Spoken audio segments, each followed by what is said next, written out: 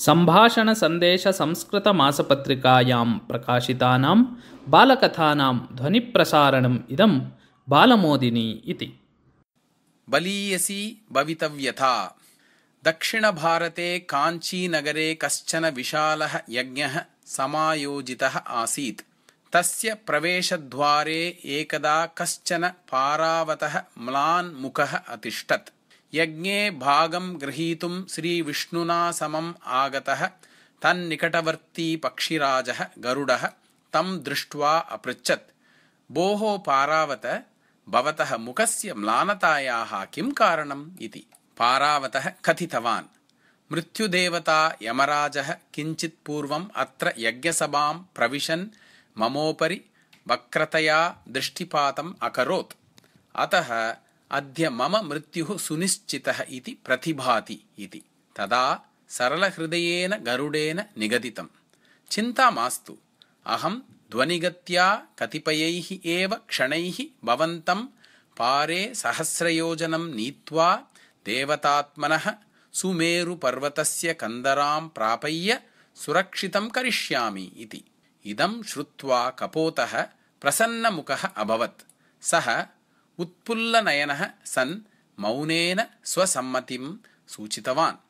अनन्तरं तं स्वपृष्ठम् आरोप्य गरुडः सुदूरवर्तिनः स्वर्णिमशिखरमण्डितस्य सुमेरुपर्वतस्य गहनाम् अन्तरालकन्दरां प्रापय्य प्रत्यागतः। यज्ञसभातः निष्क्रामन् यमराजः सहजरूपेण द्वारे स्थितं गरुडं पृष्टवान्, भो गरुड, कश्चन कपोतः स्थितः आसीत् अत्र, इदानीं सः कुत्र गतः इति। स्मितमुखः गरुडः अवदत्, भवदीय जिज्ञासायाः कारणं किमस्ति? किम् अधुनैव भवान् तं हन्तुकामः अस्ति इति। तदा यमराजः अवदत्, विधिना पूर्वमेव निर्णीतम् अस्ति, एतस्मिन्नेव क्षणे तस्य मरणं सम्भवेत् इति। एतत् तस्य बालपट्टे अंगितं विलोक्य मम मनसि काचित् आश्रयपूर्णा जिज्ञासा समजायत, अतः पृष्टं मया इति। वैनतेयः पुनः अपृच्छत्, कीदृशी जिज्ञासा भवतः इति। तदा यमः अवदत्, तस्य मृत्युः कतिपयक्षणानन्तरं पारे सहस्रयोजनं गहनतमासु सुमेरुकन्दरासु एकेन बिडालेन सम्पादनीयः अस्ति। स च कपोतः अत्र काञ्चीपुरे तिष्ठन् आसीत्। कथमिदं सम्भवेत्? यतः महता वेगेन उत्पत्य अपि पारावतः तावद्दूरं गन्तुं समर्थो न भवेत् इति चिन्ता आसीत् मम। पक्षिराजो गरुडः यमस्य कथनं श्रुत्वा दीर्घं निश्वस्य अवदत्, हा हन्त, भगवन् मृत्युदेव, बलीयसि भवितव्यता भवति।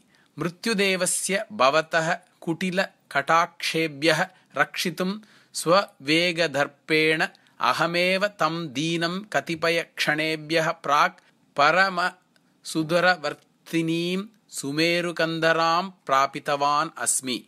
भवतः सङ्कल्पं विफलीकर्तुम् इच्छता मया परोक्षतया भवतः एव साहाय्यं कृतम्। सः तपस्वी पारावतः दुष्टेन बिडालेन निहतः अस्ति एतावता इति।